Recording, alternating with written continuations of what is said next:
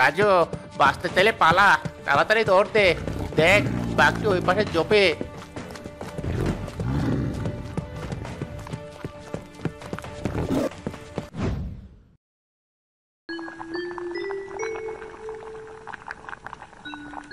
তাড়াতাড়ি মাছগুলো ধুয়ে দি মীরা, তোর ভাইয়া তো এখনই ঘুম থেকে উঠে কাজে বের হবে।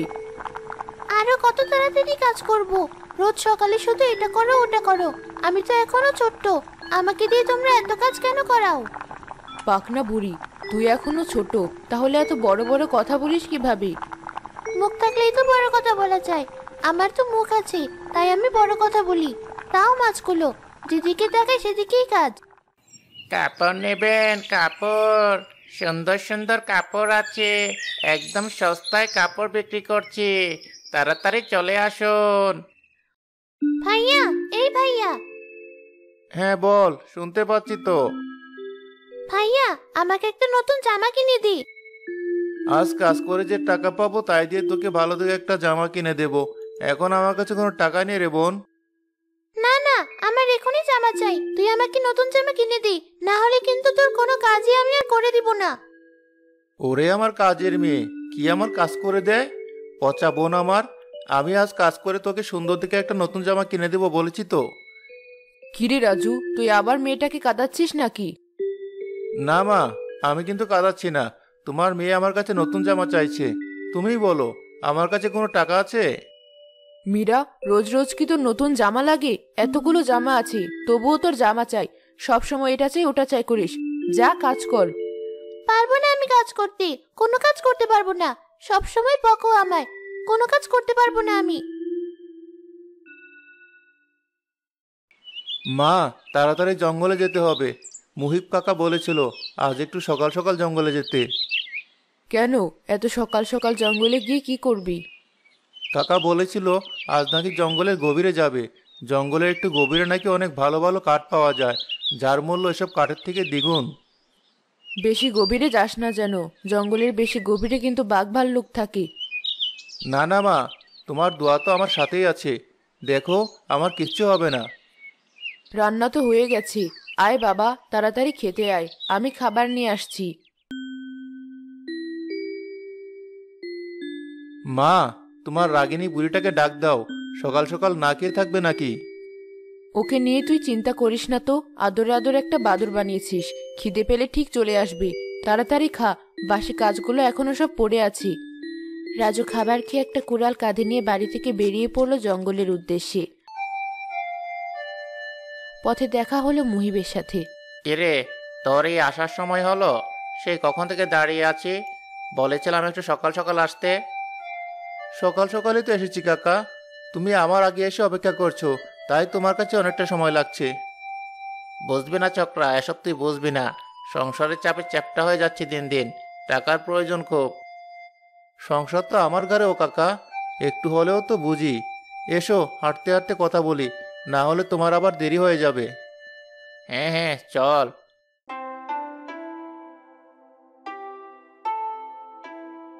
শোন, আজ তো জঙ্গলের গভীরে যাব, একটু চোখ কান খোলা রাখিস। কেন কেন? চোখ কান খোলা রাখবো কেন? কেন আবার, জানিস না তুই জঙ্গলের ভেতরে যে বাঘ ভাল্লুকের বসবাস? আরে ধুর, কি যে বলো কাকা, আমার কিছু হবে না, তুমি চলো তো। পাটা লেগে গেছে, এত গভীরে কেউ আসে নাকি? এখান থেকে কাঠ নিয়ে যেতে কত দেরি হবে বলো তো? আরে বোকা ছেলে, চারপাশে তাকিয়ে দেখ, কেমন পাকা পাকা গাছ। এর কাঠ তো একেবারে লাল টুকটুকে হবে, একটু কষ্ট করলেই তো অনেক ভালো দাম পাওয়া যাবে। আচ্ছা বেশ, আর কথা না বলে এবার কাজ শুরু করি, চলো।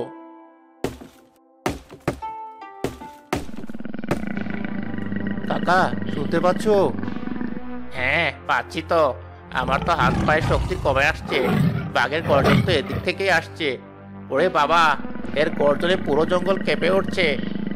কাকা চলো, দৌড় দিয়ে পালাই এখান থেকে, তাড়াতাড়ি চলো, না হলে কিন্তু আজ নির্ঘাত বাঘের পেটে দিতে হবে।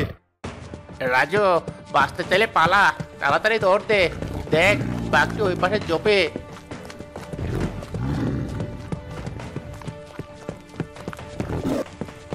কাকা, তুমি ওইদিকে দৌড় দাও, তাড়াতাড়ি যাও, আমি এদিকে যাচ্ছি। মোহেব আস্তে আস্তে সেখান থেকে সরে গেল। এদিকে রাজু জঙ্গলের ভেতর দিয়ে দৌড়াতে লাগলো। বাঘটিও রাজুর পিছু নিল। এ কি, বাঘটি তো আমার দিকে আসছে। আজ দিনকাতে আমি বাঘের পেটে যাব, আর যে আমি দৌড়াতে পারছি না। গোলাপ রানী, এক ছেলে বাঘের মুখে পড়তে যাচ্ছে। বাঘটি এখনই ছেলেটাকে ছিঁড়ে খাবে। সে কি কথা, এই জঙ্গলে আবারও বাঘের উৎপাত! সাদা গোলাপ, লাল গোলাপ, কালো গোলাপ, তোমরা সবাই তোমাদের শক্তি একত্রিত করে অদৃশ্য প্রাচীর তুলো, যেন এর ভেতরে মানুষটি সহজে প্রবেশ করতে পারে। বাঘটি যেন কিছুতেই ওর ক্ষতি না করতে পারে। জি গোলাপ রানী, আমরা এখনই মানুষটিকে সাহায্য করব। বাঘটি কোনো ক্ষতি করতে পারবে না। জঙ্গলের ভেতরে ছিল এক গোলাপ বাগান, যাতে ছিল বিভিন্ন রঙের হাজারো গোলাপ। গোলাপ বাগানের সব গোলাপের জাদুকরী শক্তি তারা গোলাপ রানীর থেকেই পেত।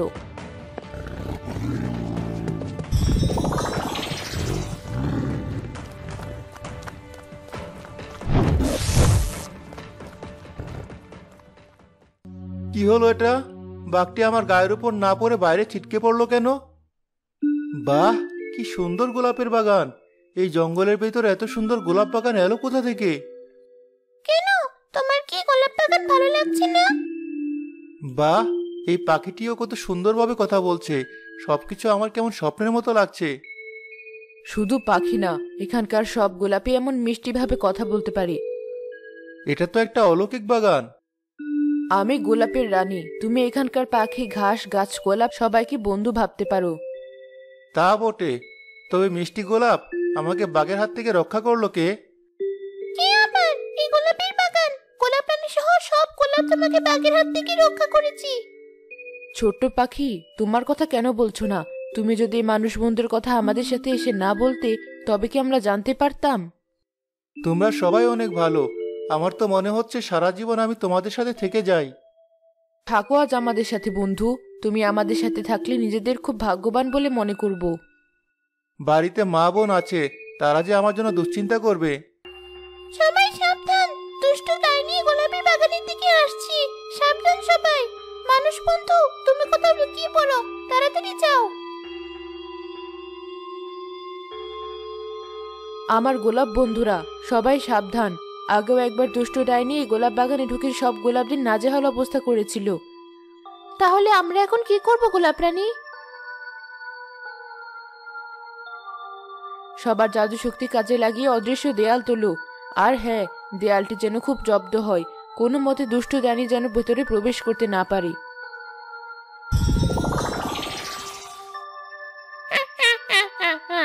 তোরা অদৃশ্য দেয়াল তৈরি করেছিস? মূর্খ গোলাপ বাগান, তোদের এই অদৃশ্য দেয়াল ভাঙা তো আমার বাম হাতের খেল।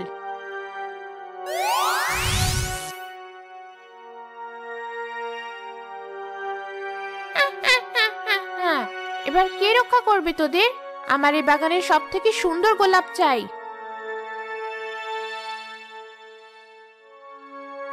এই গোলাপটি সব থেকে সুন্দর, আমার একেই চাই। না, তুমি আমাকে ছিড়ো না, তাহলে যে পুরো গোলাপ বাগান ধ্বংস হয়ে যাবে। কার কি হলো কি না হলো সেটা তো আমার দেখার দরকার না, আমার চাই সবচেয়ে সুন্দর গোলাপ। ডাইনি গোলাপ রানীকে ছিঁড়ে তার রাজ্যের দিকে যেতে লাগলো। এদিকে গোলাপ রানীকে হারিয়ে পুরো গোলাপ বাগান ভেঙে পড়ল। আমরা তো আর বেশি সময় বাঁচবো না। গোলাপ রানী আমাদের শক্তির উৎস। গোলাপ রানী ছাড়া যে আমরা শূন্য। দুঃখ করো না লাল গোলাপ। গোলাপ রানী যখন আমাকে বন্ধু বলেছে, তখন ওকে আমি বাঁচাবো। তাহলে আর দেরি করা ঠিক হবে না। আমি তোমাকে পথ দেখাবো বন্ধু, তুমি আমার সাথে চলো। আমার পিঠের উপরে উঠে পড়ো। জলদি চলো। রাজু পাখির পিঠে উঠে পাড়ি দিল ডাইনির রাজ্যের উদ্দেশ্যে।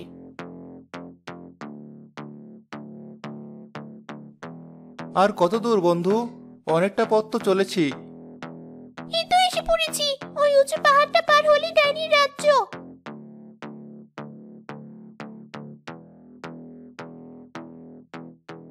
নামো এবার বন্ধু। এ কি, এত বড় একটা সোনালী দরজা! এই দরজা পার হব কিভাবে? এটা ডাইনির রাজ্যের প্রথম দরজা। এই দরজা পার হতে হলে আমাকে একটা ধাঁধার উত্তর দিতে হবে। না হলে সারা জীবনের জন্য এই দরজা কঠিন পাথরে রূপান্তরিত হবে। বলো কি সেই দাদা, আমি উত্তর দিচ্ছি। আমি সর্ব জিনিস ধারণ করি, কিন্তু আমি নিজে কখনো পূর্ণ হই না। বলো, এই দাদার উত্তর কি হবে? পেয়েছি, এটার উত্তর হবে ছায়া। ডাইনির রাজ্যে স্বাগতম তোমাকে। রাজু পাখিটিকে সাথে নিয়ে আরেকটু সামনে এগিয়ে চলল। সামনে গিয়ে দেখলো একটা বিশাল দৈত্য, যার বিশাল দেহ নিয়ে দরজা আটকে দাঁড়িয়ে আছে। কে তুই? এ তো দেখছি একটা পুষকে মানুষ। তোর এত বড় সাহস, তুই আমার সামনে দাঁড়িয়ে আছিস? কিছু জয় করতে হলে সাহসেরই দরকার হয় দৈত্য। তোর তো আসলেই অনেক সাহস দেখছি। আচ্ছা, তাহলে একটা প্রশ্নের উত্তর দে তো। যদি সেই পরীক্ষায় পাশ করিস তবে এই দরজা খুলে দেব। হ্যাঁ বলো, কি সেই পরীক্ষা? বলতো, মানুষের ভেতরে সব থেকে স্বচ্ছ ও পবিত্র জিনিস কোনটি? মন। মন হলো সব থেকে স্বচ্ছ ও পবিত্র। স্বাগতম তোমাকে ডাইনির রাজ্যে।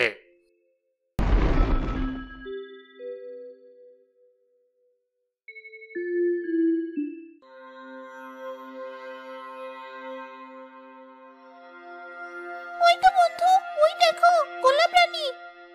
তোরা তোরা কে? কি করে ঢুকলে আমার রাজ্যে? এত বড় সাহস তোদের! আজ তোদের ঘাড়ে মটকে দেব। সে তুমি ঘাড় মটকাতেই পারো। তোমার রাজ্যে যখন এসেছি তখন তুমি যা ইচ্ছে সেটাই করতে পারো। তবে সবার আগে একটাই কথা, আমার গোলাপ রানীকে চাই। পাঁচে ছোকরা, এত বড় সাহস তোর! তুই আমার মেয়ের কাছ থেকে ফুল নিতে এসেছিস? আমার মেয়ে যেটাই পছন্দ করে আমি সেটাই তাকে এনে দেই। এই ফুলটি ওর খুব পছন্দ, তাই তো এই ফুলটি ওকে এনে দিয়েছি। সব ঠিক আছে, কিন্তু তুমি জেনে শুনে একটা গোলাপ বাগান ধ্বংস করতে চাইছো। এই গোলাপটি গোলাপ বাগানের প্রাণ। যদি এই গোলাপটি তার বাগানে ফিরতে না পারে তবে সব গোলাপ গাছগুলো মরে যাবে। এখন কি সবকিছু আমার তোর কাছ থেকে শিখতে হবে? কে মরলো কে বাঁচলো এতে আমার কিছু যায় আসে না। দাঁড়াও মা, তুমি শান্ত হও। এটা আমাদের খুব অন্যায় হয়েছে। আমি তোমার কাছে অন্যায় আবদার করেছি। কি বলছিস মিনা? হ্যাঁ মা, আমি ঠিকই বলছি। আমি বুঝতে পারিনি এই গোলাপটি কোনো গোলাপ বাগানের প্রাণ। তুমি এই গোলাপটিদেরকে দিয়ে দাও। ধন্যবাদ তোমাকে এই কথাটি বোঝার জন্য। তুমি খুব ভালো। তুমিও খুব ভালো, না হলে কি আর এত দূর থেকে একটা গোলাপকে বাঁচাতে আসো? গোলাপটি যে আমার বন্ধু, তাই তো নিজের জীবন বাজি রেখে বন্ধুকে বাঁচাতে এসেছি। আমার মেয়ে যখন বলছে তখন তোরা এই গোলাপটি নিয়ে চলে যা। আমার মেয়েটার জন্য আজ তোরা বেঁচে গেলি।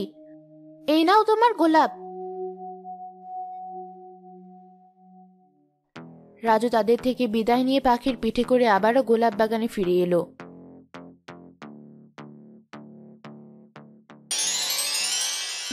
খুব বাঁচা বেঁচে গেলাম, আর একটু হলেই তো আমার প্রাণটা বেরিয়ে যেত। তোমার বন্ধুর জন্য আজ বেঁচে গেলি। সে তোমাকে ওই ডাইনির রাজ্য থেকে মুক্ত করে এনেছে। ধন্যবাদ বন্ধু, তোমাকে অনেক অনেক ধন্যবাদ। শুধু আমাকে না, আমার এই পুরো বাগানটি তুমি রক্ষা করেছো। ধন্যবাদ দিয়ে ছোট করো না বন্ধু। বন্ধু বন্ধুকে বাঁচিয়েছে, এতে ধন্যবাদ দেওয়ার কি আছে? সত্যিই তুমি খুব ভালো। আমাকে এবার বাড়ি ফিরতে হবে বন্ধু। মা বোন মনে হয় আমার জন্য খুব চিন্তা করছে।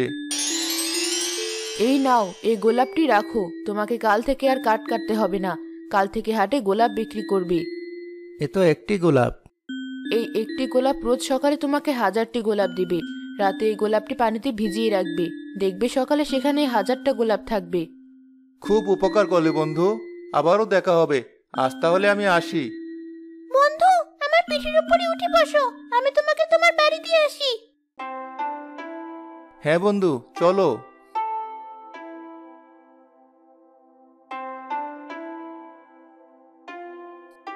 নেমে পড়ো বন্ধু, চলে এসেছি আমরা। খুব উপকার করলে বন্ধু। আমি তোমাকে কোনোদিনও ভুলবো না। ভালো থেকো, তোমার সাথে আমার আবারও দেখা হবে।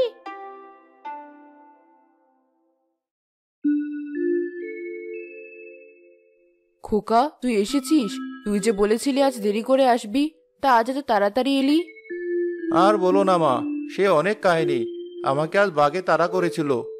কি বলছিস খোকা? তারপর কি হলো?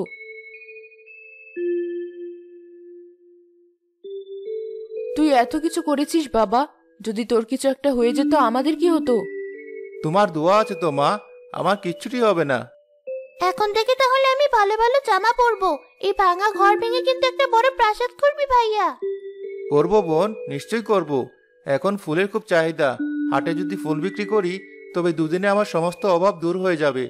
আর আমরা অল্প কিছু দিনের ভেতরে একটা নতুন বাড়িও করতে পারবো, তোর সমস্ত ইচ্ছেও পূর্ণ করতে পারবো। হয়েছে, এবার ঘরে চল। সারাদিন পেটে তো কিছুই পড়েনি, খাবি চল। মুখটা শুকিয়ে একদম চুপসে গেছে।